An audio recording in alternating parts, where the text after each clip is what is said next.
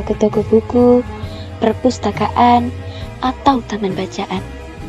Tidakkah kau merasa istimewa ketika berada di dalamnya? Di sekelilingmu ada berbagai tokoh dari dunia nyata dan khayal. Tempat yang pernah kau kunjungi dan yang belum. Informasi dan cerita dari masa lalu, masa kini, dan masa depan. Semua berpadu, semua berada dalam genggamanmu. Saat berada di antara buku, tidakkah kau merasa menjadi raja dan ratu? Ruang dan waktu seolah menyatu tanpa batas. Kau bisa terbang melintasi sekat negara dan melewati berbagai zaman.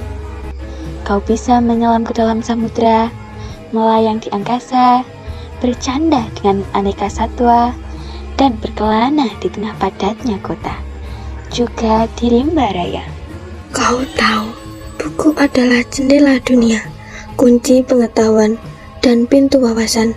Muhammad Hatta, sang proklamator, berkata, "Aku rela dipenjara asalkan bersama buku. Karena dengan buku aku bebas." Melalui buku, manusia terbebas dari ketidaktahuan. Tempat-tempat yang dipenuhi buku adalah harapan berkembangnya pengetahuan dan wawasan. Apa jadinya jika kota tanpa buku? Pantaskah disebut kota? Di kota itu, mungkin kabar datang dari sumber lain, dari koran, televisi, atau internet. Mungkin informasi dan cerita datang dari cerita nenek moyang, bagai dongeng-dongeng sebelum tidur.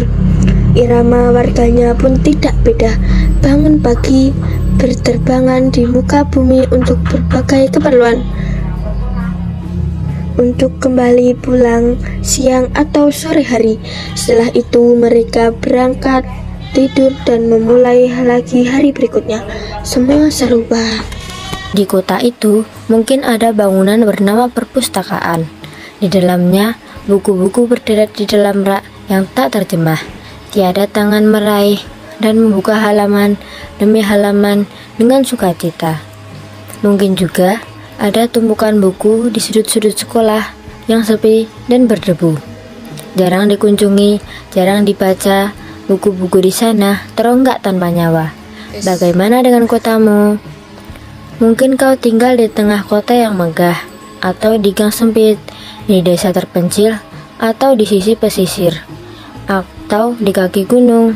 Adakah perpustakaan, taman bacaan, atau toko buku di dekat rumahmu? Jika ada, apakah tempat itu menjadi wadah berkumpulnya anak-anak dan warga, menjadi pusat berkembangnya wawasan dan pengetahuan, atau hanya menjadi pajangan? Maukah kau menjadi orang yang menghidupkannya? Kau bisa mengunjunginya dan mengajak teman-teman membaca dan berbagai cerita di sana.